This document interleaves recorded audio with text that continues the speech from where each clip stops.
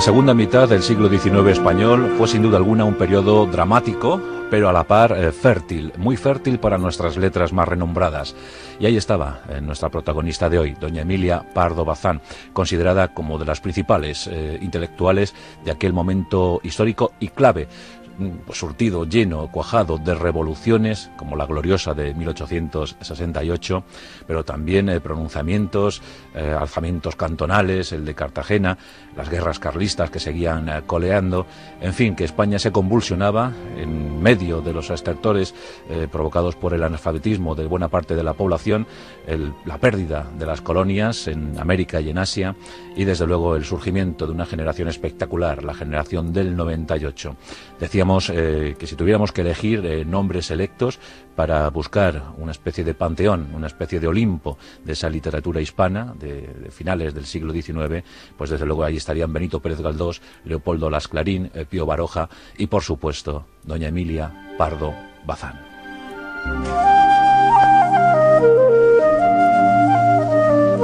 Y debemos buscar en la geografía gallega para encontrarnos el nacimiento de doña Emilia, allá por 1851. Más concreto, el 16 de septiembre de 1851, Emilia vino al mundo en La Coruña. Era unigénita, esto es, hija única de un matrimonio noble e ilustre. Por un lado, don José Pardo Bazán, por otro, doña Amalia de la Rúa, los condes de Pardo Bazán. ¿Eso qué quería decir? Pues que su unigénita, su querida Emilia, iba a recibir todo el esmero, todo el mimo posible para una niña bien de aquella época. Pero Emilia era de natural inquieta y gustaba mucho de leer y buscar en la biblioteca familiar. Allí se topó, casi sin anestesia, con la Biblia, con el Quijote, con la Ilíada, con los textos de Plutarco. Algo infrecuente, ¿verdad?, en las bibliotecas, en las escasas bibliotecas de aquella época, mediados del XIX, pero todo un hallazgo, toda una alegría vital para la pequeña Emilia, que leyó con fruición cuantos textos cayeron en sus manos. Y todo eso propiciado por su padre, un hombre culto, inteligente, muy metido en política, liberal, a ultranza, y que supo inculcar en su hija ese amor, esa pasión por la literatura. Por eso don José no vio mal que Emilia desviase su atención de las aulas para centrarse en las bibliotecas.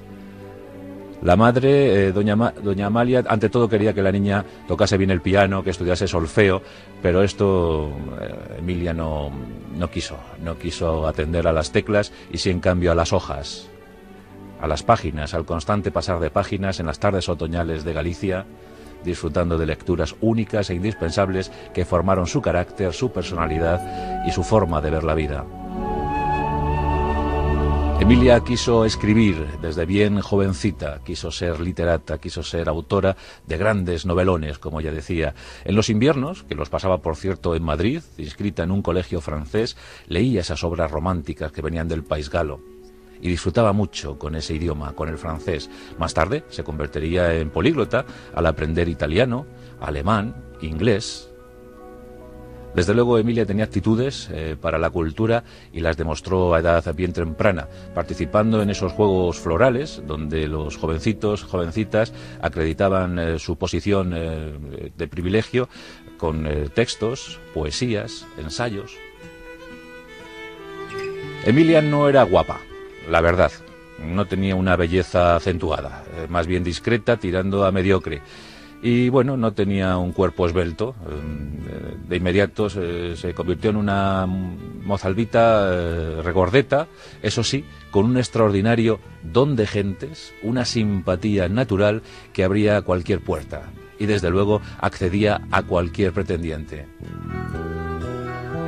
Y así, con tan solo 15 años, encontró en su vida a José Quiroga, un joven estudiante de leyes, prometedor futuro como abogado, que no tardó mucho en fijarse en Emilita, en fijarse en ella y en la inmensa dote que podría ir acompañando esa boda.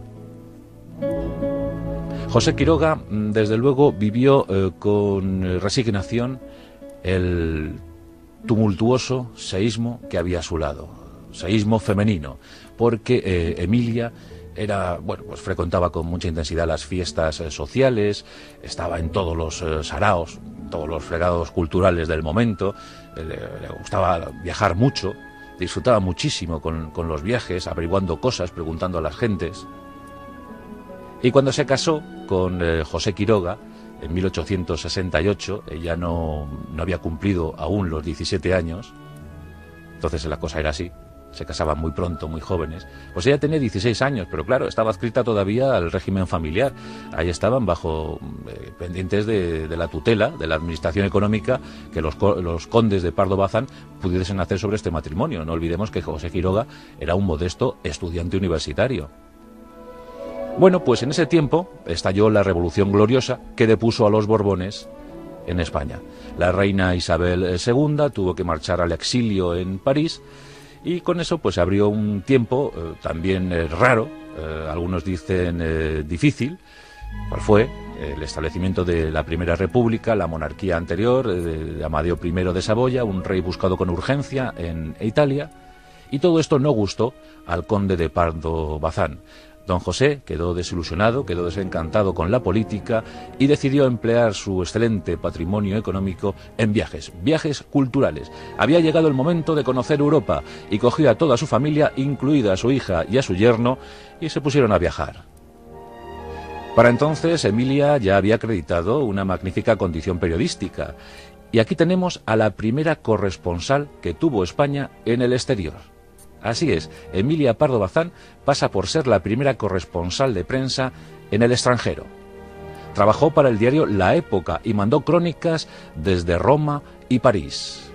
Mientras iba aprendiendo idiomas, perfeccionando su francés, enviaba crónicas periodísticas sobre los momentos políticos, situaciones, todo eso lo enviaba a España y se iba publicando en el diario La Época y en otras publicaciones del momento.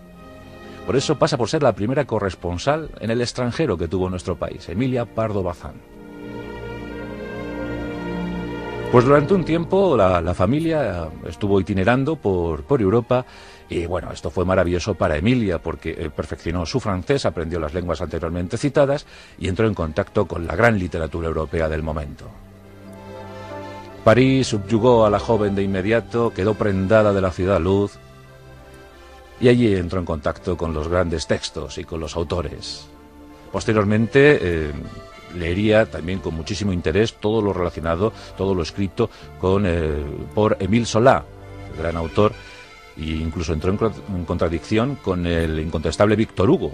Cuando conoció al autor de Los Miserables en París, llegó incluso a discrepar con él en alguna cuestión, y ya os digo que en aquel tiempo discrepar con Víctor Hugo era una osadía, una auténtica osadía. La gente creía más en Víctor Hugo que en el propio país.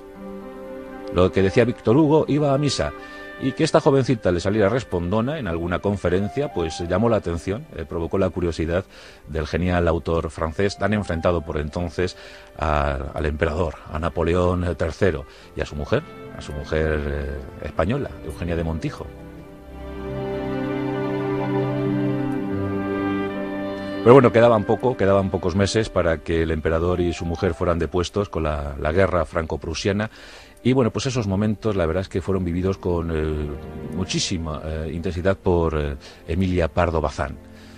La tenemos al fin en 1876, mientras el general Custer era batido en Little Bighorn, allá en Estados Unidos. Acá en España, Emilia Pardo Bazán publicaba su primera novela, Pascual López. Una novela que pasó sin pena ni gloria. Pero ese año 76 fue muy importante para ella, porque se batió en buena lid con otra autora en ciernes, Concepción Arenal. Para entonces Emilia tenía 25 años tan solo y se inscribió en un certamen literario que ganó con un ensayo dedicado a una crítica sobre el teatro del padre Feijó. Pues ese ensayo de esta joven de apenas 25 años consiguió entusiasmar a los miembros del jurado y decepcionar a Concepción Arenal, que claro, estaba en pleno auge. Pero Emilia, que quería más y más actividad literaria, no iba a parar. En ese año 76, otra vez, otro suceso, su primer hijo, el nacimiento de su primer hijo, Jaime, su niño favorito, su ojito derecho, su querido vástago predilecto. Tuvo 3 alumbramientos, Emilia Pardo Bazán, pero lo de Jaime fue especial, incluso el único poemario que obra en su haber fue dedicado a él, con ese título, Jaime. No fue muy dada a la poesía, pero sí en este caso para su hijo, a su primogénito. En el año 1878 llegaría Blanca, la que también, por supuesto, quiso mucho, y en 1881 su tercera y definitiva hija, Carmen. Esos fueron los 3 niños de Emilia Pardo Bazán. Bueno, y aquí la tenemos en este tramo histórico, cerrando la década de los 70, en el siglo XIX, y ya muy interesada en las corrientes que venían de Europa. En sus viajes había descubierto pues, las primeras intenciones del naturalismo. El naturalismo era una corriente que se entregaba por completo a las cuestiones sociales más de la calle, más de andar por casa, los sentimientos, el sexo, el mundo laboral. Eso era el naturalismo. Y las 2 corrientes literarias que más interesaron a Emilia Pardo Bazán fueron sin duda alguna el naturalismo, es precursora del naturalismo en España, y el realismo. Escribió mucho doña Emilia, desde 1876, cuando se publica Pascual López, hasta 1911, cuando tiene ya su última obra. La verdad es que son casi 40 obras las que tiene, amén de un sinfín de artículos periodísticos. Y buena muestra de ello la tenemos en la cuestión palpitante. Desde 1881 a 1883 publicó una serie de artículos con los tintes o sus apreciaciones realistas y naturalistas que causaron un escándalo por lo que ella contaba. Ya sabemos que en la obra de Emilia Pardo Bazán se escribe sin tapujos, ella escribe sin tapujos, incluso sobre el sexo.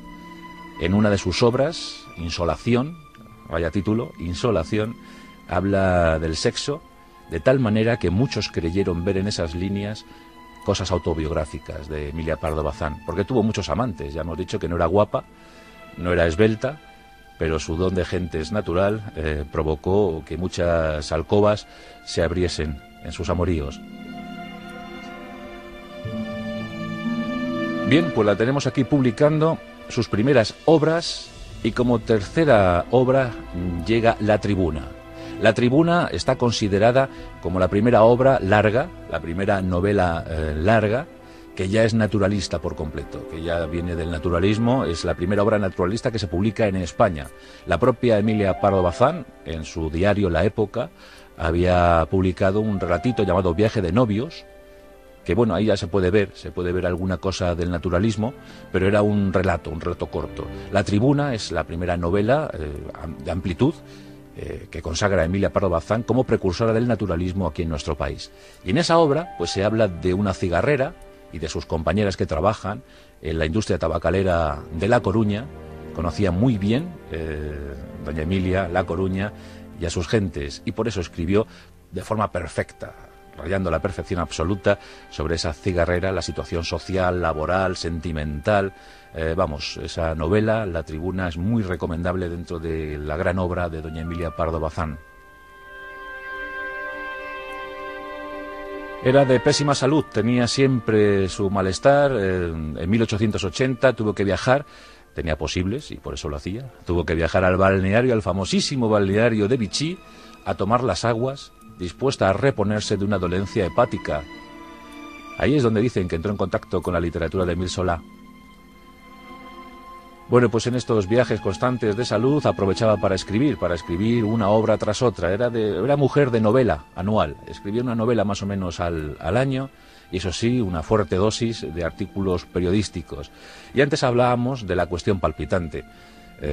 Esta serie de artículos recogidos en un libro, una obra que causó escándalo, sensación por las opiniones feministas de Emilia Pardo Bazán. Era una magnífica feminista, una luchadora como jamás había visto. Antes hablamos también de Concepción Arenal. Fueron juntas de la mano en la lucha por la defensa de la igualdad de la mujer. Habló de los malos tratos, ya en aquel tiempo denunció los malos tratos, doña Emilia, y esto pues le granjeó muchas enemistades, incluida la de su propio esposo. En 1883, cuando se publica este libro, La cuestión palpitante, José Quiroga, alarmado por lo que estaba comentando la sociedad madrileña, las críticas eran terribles, tremebundas, pues José Quiroga anima a su mujer a dejar de publicar artículos y, lo que es peor, la anima a que deje de publicar novelas, que deje de escribir, y eso era demasiado. Doña Emilia Pardo Bazán, mujer de armas tomar, abandona a su marido, abandona a su esposo. Y con sus 3 hijos echa el mundo por montera y se decide a vivir de lo que más le gustaba, la literatura.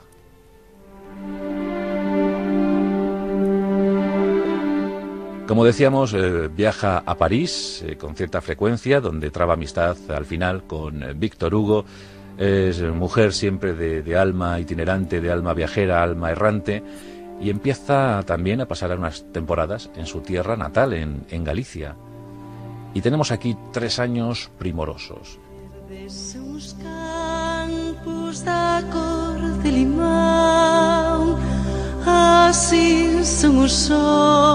Emilia Pardo Bazán, disfrutando de los paisajes y de los paisanajes gallegos, también entra en contacto con una crudísima realidad, el caciquismo imperante en Galicia.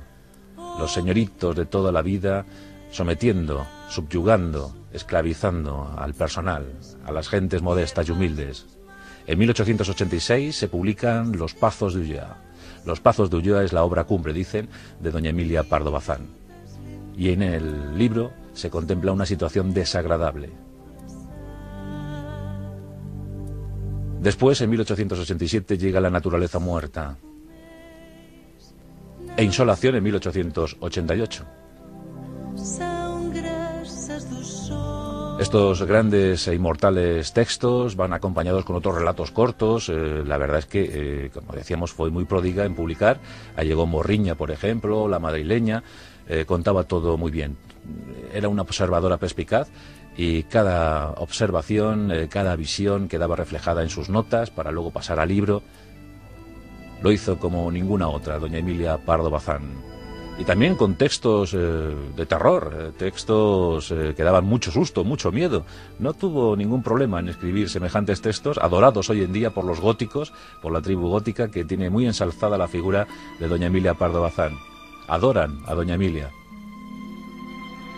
En 1890 fallece su padre. Fue un trauma, fue un dolor haber perdido a su padre, muy conectada, muy unida a su padre, a don José. Pero recuperar herencia, era, como digo, la única depositaria de la herencia familiar, pues hizo que tuviese fondos suficientes para sacar ella sola adelante una revista, El Nuevo Teatro Crítico, una revista que escribía ella sola, de arriba abajo, todos los artículos, las opiniones, los comentarios, la agenda, todo lo hacía la condesa de la ahora ya proclamada condesa de Pardo Bazán. Eso sucedió durante 3 años, desde 1890 hasta 1892. Para entonces, cuarentona, ya estaba consagrada, admirada, querida por todos, incluso en el extranjero, un personaje reconocido y muy aplaudido, muy valorado, menos por quien debía valorarla. Esto es la Real Academia de la Lengua Española. Hubo muchas peticiones para que doña Emilia fuera la primera en entrar en semejante recinto y siempre fueron denegadas. Esto es incomprensible, pero bueno, tengamos en cuenta que aquella época era lo que había. El machismo era lo que imperaba y doña Emilia lo sufrió como ninguna. Se la negó el acceso a la Real Academia de la Lengua Española. Llegaba la tragedia para España, la pérdida de las colonias, Cuba, Puerto Rico, Filipinas, la explosión de la generación literaria, como jamás había visto, la generación del 98. Nos equiparábamos, por fin, nuestras letras se encontraban, por fin, desde el siglo XVI-XVII, encontraban al menos un rincón propicio para que las mentes más lúcidas de España pudiesen plasmar sus ideas, sus impresiones en papel. Desde su divorcio, hacia 1883-84, de José Quiroga, mantuvo muchísimos romances, estuvo implicada incluso en amoríos con algún pintor como Joaquín Bahamonde, pero desde luego su gran amor, el amor de su vida, fue Benito Pérez Galdós. Durante 20 años unieron sus vidas. Y bien es cierto que ella era muy frivolona, era muy pizpireta y de vez en cuando buscaba alguna aventura, algún lío. Pero Benito Pérez Galdós, 10 años mayor que ella, siempre decía: es tan noble, es tan sincera, que siempre se hace perdonar. Se les podía ver paseando de la mano por Madrid, disfrutando de agradables tertulias. Estaban muy unidos, incluso tan unidos que algunos aseguran que la pluma de Emilia Pardo Bazán se puede ver en los episodios nacionales. Por entonces, en ese tiempo, Benito Pérez Galdós estaba absolutamente absorto en la confección de los episodios nacionales y no era un empeño baladí, ¿verdad? Ahí los tenemos. Es la gran obra, una de las grandes obras decimonónicas en España. Bueno, pues dicen que Emilia Pardo Bazán intervino y de forma muy directa en la confección de algunos de esos episodios. Vamos, que Benito delegó complacido en su, vamos a decirlo entre comillas, en su negro literario favorito. Estuvieron 20 años juntos y disfrutaron de una felicidad serena, tranquila. Y llegamos así al siglo XX. Entramos en él con doña Emilia Pardo Bazán, reconocidísima, aplaudidísima, muy valorada, menos por quien tenía que valorarla directamente, que era la Real Academia de la Lengua, pero en 1906 ocurre algo que alegra el corazón de doña Emilia, y es que la nombran responsable de la sección literaria del Ateneo madrileño. Esto fue un paso decisivo porque era la primera mujer que asumía semejante dignidad, y acaso el asunto fue promovido gracias a su gran conocimiento sobre la nueva literatura rusa. Ella, como antes habíamos comentado, leía todo, absolutamente todo lo que se publicaba de interés en Europa. Y por supuesto, cuando llegaron los rusos, ella estuvo ahí para buscar traducciones, para leer y para divulgar. En brillantes conferencias divulgó este sentir de la literatura rusa y causó impacto, sensación, tanto que mire, ahí llegó ese nombramiento, ese cargo en el Ateneo de Madrid, en la sección literaria, responsable de esa sección. Incluso en 1910 tuvo una cierta actividad política cuando fue nombrada consejera de Instrucción Pública. Se consideraba que doña Emilia Pardo Bazán era una mentalidad muy elevada y que podía asumir esos cargos, aunque ya era bastante madura, pero podía asumir esos cargos con absoluta responsabilidad. La guinda a todo esto llegó en 1916 cuando, bueno, le fue concedida una cátedra de lenguas neolatinas en la Universidad Central de Madrid. Esto también causó cierta conmoción entre el mundo machista porque incluso los alumnos se negaron a asistir a las clases de doña Emilia. Ella, que había sido tutelada por Giner de los Ríos, ¿verdad?, ahora llegaba a la universidad y los alumnos, incluso sus propios compañeros, profesores y catedráticos, no querían saber nada de ella, no asistían a las clases ni para escuchar, ni para tomar apuntes, ni para aprender, y muchas veces la situación era desoladora porque llegaba doña Emilia a dar clase y allí había 2 o 3. Bueno, los demás se lo perdieron. Mujer, como yo digo, ya madura, vivió sus últimos años con felicidad serena, pero la enfermedad siempre acompañándola. Acabó con su vida el 12 de mayo de 1921, no llegó a cumplir los 70, murió con 69 años de edad, víctima de una gripe, una simple gripe asociada, combinada con la diabetes crónica que sufría desde hacía muchísimo tiempo. Así que la diabetes y la gripe se la llevaron. Qué injusto. Recordemos que entre 1918 y 1920 la mal llamada gripe española había segado la vida de millones de seres humanos en todo el mundo. Esta no fue la gripe que acabó con la vida de Emilia Pardo Bazán, fue una gripe común, una modesta y simple gripe común, pero desde luego su pérdida fue muy llorada, murió en Madrid. Hoy en día su casa natal en La Coruña sirve como sede, como centro para la Academia de la Lengua gallega, la Real Academia de la Lengua, y también es la casa museo de Emilia Pardo Bazán. Y sus obras se siguen leyendo con absoluta lealtad. Sus incondicionales conservan los textos de Emilia Pardo Bazán en sus bibliotecas, en los lugares privilegiados. Y bueno, pues los propios góticos, antes que lo comentábamos, leen esos textos escritos por ella de misterio, terror, de naturalismo, de realismo, con más que innegable cariño.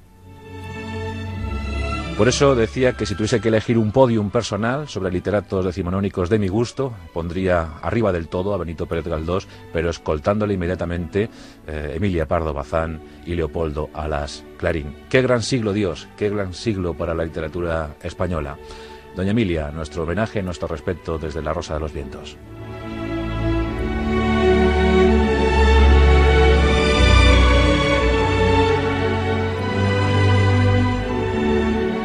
La Rosa de los Vientos